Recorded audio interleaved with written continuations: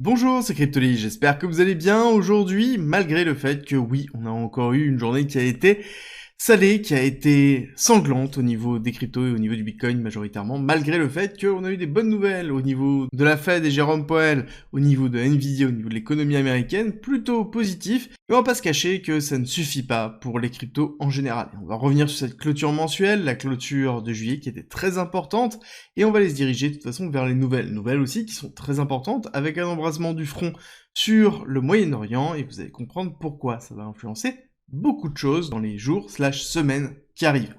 Pour ceux qui me connaissent pas, je suis entrepreneur, investisseur et trader crypto, et justement, on va attaquer avec les nouvelles. Mais avant d'entamer sur le discours de Jérôme Powell, j'aimerais vous rappeler qu'en commentaire en description, vous avez un guide 100% gratuit sur la typologie d'investissement en fonction de votre profil psychologique, où vous avez vos forces, vos faiblesses, directement des exemples de portefeuille, des exemples de structuration de wallet, vous avez tout pour pouvoir réussir ce bull run. C'est en commentaire en description, et c'est 100% gratuit.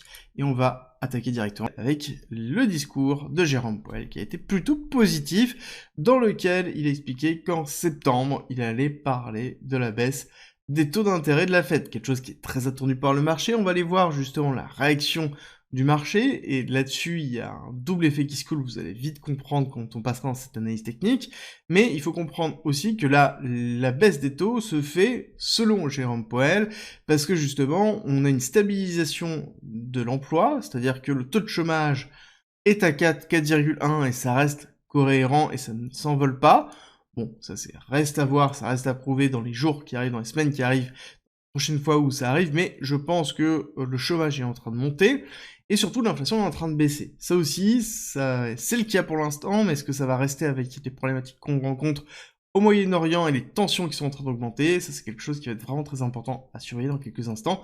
Vous le verrez bien sur le cours du pétrole, parce que oui, le pétrole est égal l'inflation, et forcément, ça va jouer énormément. Dans tous les cas, la politique monétaire va influencer quelque chose de très important, qui va être les bons au trésor américain. Et oui, la capacité des USA à pouvoir se financer. Vous allez voir que c'est très compliqué. En ce moment, la preuve, c'est qu'ils ont augmenté le buyback potentiel de 15 milliards à 30 milliards.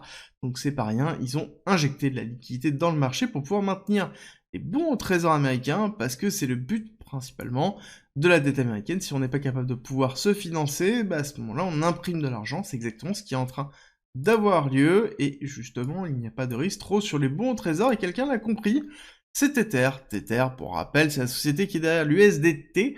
Alors peut-être si vous êtes en France, vous avez pu voir beaucoup d'USDT parce qu'il est interdit maintenant avec la nouvelle norme MiCA sur le territoire européen. Néanmoins, ça reste le stablecoin le plus utilisé, et surtout, ils ont un nouveau produit qui marche très très bien, c'est le T-Bill. C'est globalement quoi? C'est une tokenisation des bons au trésor américain, et ça décolle, et ils sont sur le bon chemin pour devenir globalement les premiers dans le secteur, et à savoir qu'ils ont imprimé sur la moitié de l'année 2024 5,2 milliards de dollars de profit, à savoir que, je rappelle que Tether, c'est une société de 60 employés.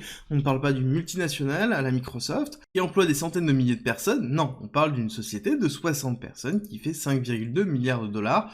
Encore une fois, quand on dit que l'argent imprime de l'argent, c'est pas pour rien, on a bien la preuve avec Tether aujourd'hui. Bon, après, on va pas se cacher que c'est pas le seul à imprimer de l'argent. On a Nvidia qui a fait 11% d'accélération en très peu de temps. On va aller voir ça dans quelques instants avec une annonce qui a été relativement forte. Je pense que je ferai une vidéo spécialisée dessus, mais globalement, on est en train de nous vendre un nouveau narratif qui est intelligence artificielle. Oui, mais maintenant, la robotique et l'intelligence artificielle, cette révolution qui est en train d'avoir lieu. En tout cas, ce qui est sûr et certain, c'est qu'on a une belle accélération au niveau des Nvidia, gardez-le en tête, parce que vous allez vite comprendre l'impact que ça a sur le Nasdaq. Et on a notre amie Nancy Pelosi. Donc si vous ne connaissez pas Nancy Pelosi, c'est la spécialiste de l'investissement. L'investissement en tant qu'agent de l'État, bien évidemment. Elle a accès à toutes les informations et investit systématiquement en amont. Elle avait notamment investi dans Nvidia avant même qu'il y ait un deal qui soit validé, une loi qui soit validée, pour justement pousser Nvidia, et on voit bien que là, elle continue à acheter Nvidia là-dessus. Et elle stack justement Nvidia, elle stack aussi, elle vend justement quoi? Microsoft, mais elle achète du Nvidia directement. Bon, tout ça pour vous dire que, en effet, l'intelligence artificielle, on risque d'avoir encore une nouvelle explosion au niveau de l'IA qui va arriver, et surtout au niveau de la robotique. Prenez-en conscience maintenant, parce que oui, on va avoir certainement des choses au niveau de la crypto à faire de ce côté-là. Par contre, ce qui inquiète beaucoup, beaucoup, beaucoup, c'est les tensions au Moyen-Orient. Je ne sais même plus si on peut les appeler réellement des tensions, parce qu'on est en train de se diriger vers une guerre totale entre l'Iran et Israël, et a priori peut-être même plus, parce que suite aux différentes attaques, l'Iran a déclaré que ça y est, ils allaient attaquer directement Israël, et que ce ne seraient pas les seuls. On parle de l'Iran, on parlera du Yémen, de la Syrie, de l'Irak, pour avoir un effet maximum, a priori, en citant. Donc ça sous-entend qu'on a un impact qui est très fort, et cet impact-là, elle est vraiment marquée sur le pétrole. On rappelle que le Moyen-Orient, forcément, c'est une zone de tension très importante, et dans lequel il y a énormément de ressources mondiales, et forcément le pétrole est en train de se durcir. Ici, on avait commencé à le montrer avec le rachat de la mèche, et on voit bien qu'on est en train d'accélérer à la hausse. Ce qui va être intéressant de voir, c'est la rupture des 84,5 $. Si on les garde, c'est positif, sinon ça veut dire qu'on va partir dans un cycle inflationniste, avec certainement un retour du pétrole dans les alentours de 100 $, et là ça va faire très très mal aux USA, d'où justement le positionnement de la Fed maintenant. La question est, cette accélération haussière que l'on voit ici, donc c'est la journée sur le Nasdaq, donc c'est-à-dire la tech US, est-ce qu'elle est liée à l'annonce de Jérôme Powell? J'ai envie de vous dire, pas forcément. Quand on regarde réellement ce qui s'est passé, on regarde en une heure, oui, Jérôme Powell a eu un impact, mais ce n'est pas vraiment ça qui a donné l'hyperaccélération, c'est la totalité de la journée d'hier, avec principalement le mouvement de Nvidia et une hypervalorisation de la tech US, encore une fois. Mais est-ce que c'est quelque chose qui va tenir? Est-ce que c'est quelque chose qui est capable de tenir? À savoir qu'on est en train d'aller se diriger vers ici ce cap baissier qui est très important, les 19 800. Est-ce qu'on va être capable de refranchir ce cap ici des 20 000 pour pouvoir consolider au-dessus pour repartir? Si c'est pas le cas, il y a de grandes chances qu'on se fasse rejeter ici pour faire une continuité baissière. Malheureusement, c'est quelque chose que l'on retrouve aussi sur les S&P 500, dans lequel on est allé combler pile poil ce gap ici de cotation, donc on est allé chercher vraiment ce trou-là, pile poil au centimètre près, et potentiellement on est en train de mettre en place une consolidation de distribution pour aller chercher plus bas, et là c'est quelque chose qu'il va falloir surveiller. Si jamais on a le S&P qui décroche, ça sous-entend que certainement le Nasdaq aussi, et donc là on aura un marché traditionnel US qui va donc rentrer dans une dernière phase baissière avant d'avoir une consolidation. Je rappelle qu'on est sorti d'une hyper-accélération, donc c'est normal d'avoir une consolidation soit en 3 temps comme ça, soit premier temps, deuxième temps, troisième temps, pour aller retester potentiellement à 18 500, 18 000. Ici, ce top-là, qui est très important pour moi, qui servira vraiment de gros support sur le Nasdaq avant de potentiellement repartir. Et c'est quelque chose qui est plutôt cohérent et normal d'avoir cette respiration-là suite aux hyperaccélérations qu'on a pu avoir, et surtout dans les zones de tension avec derrière une instabilité politique aux USA. On rappelle qu'on a toujours les élections américaines qui arrivent fin d'année très importante pour les cryptos, mais pas que, pour l'économie américaine. Il y a vraiment une rupture entre Trump et justement les démocrates, donc républicains et démocrates, il va y avoir une rupture très importante. Et pareil, on a encore une fois la phase de l'économie américaine qui attend la décision de la Fed de baisser les taux, et la baisse des taux, dans tous les cas, ne sera pas, n'impactera pas le Bitcoin instantanément et n'impactera pas les autres actifs instantanément. Au niveau de Bitcoin, ce qui est intéressant de voir, c'est qu'on est bien dans la validation de notre scénario de continuité baissière, on est en train d'aller retester la liquidité des différents points, la liquidité de cette mèche ici, cette mèche ici, et donc là c'est une période qui est vraiment très importante. Il va falloir tenir cette partie-là, mais je vais revenir dessus dans quelques instants. Avant, étant donné qu'on a clôturé le mois de juillet, il est important de valider cette clôture ensemble. Sur la typologie de bougie, on voit qu'on est sur une bougie d'instabilité, d'incertitude, dans lequel on est même potentiellement dans une bougie de contraction de la liquidité et de la volatilité. Ça veut dire qu'on a eu énormément de volatilité, mais on s'est rapproché normalement de la période de clôture, donc c'était une volatilité qui était intra-mensuelle, et donc ça sous-entend aussi qu'on est en train de contracter pour avoir une explosion. C'est quelque chose qu'on a l'habitude de voir, c'est quelque chose que l'on voit ici, alors dans une autre typologie, hein, encore une fois, c'est-à-dire que là on a vraiment une contraction très forte, et ça je rappelle que c'était le lancement des ETF spot BlackRock derrière avec le Sell the News et l'hyper-accélération qu'il y a pu avoir. Et donc là, on se retrouve encore dans une bougie qui peut ressembler à ça. Ça ne veut pas dire qu'on va avoir une bougie d'expansion tout de suite, mais en tout cas, ça veut dire qu'on est bien dans une période où on est en train de travailler le cours pour respirer, pour accélérer à la hausse. Donc pourquoi je vous disais que c'était important? Ici, la clôture que nous avons, et en tout cas la recherche des liquidités que l'on retrouve ici. Plusieurs raisons, et pour ça, il faut se diriger sur une vision qui va être beaucoup plus à l'heure pour avoir une meilleure vision, et on voit qu'on est en train d'aller chasser les liquidités. Liquidités qui sont très importantes, qui se trouvent en dessous des lots précédents.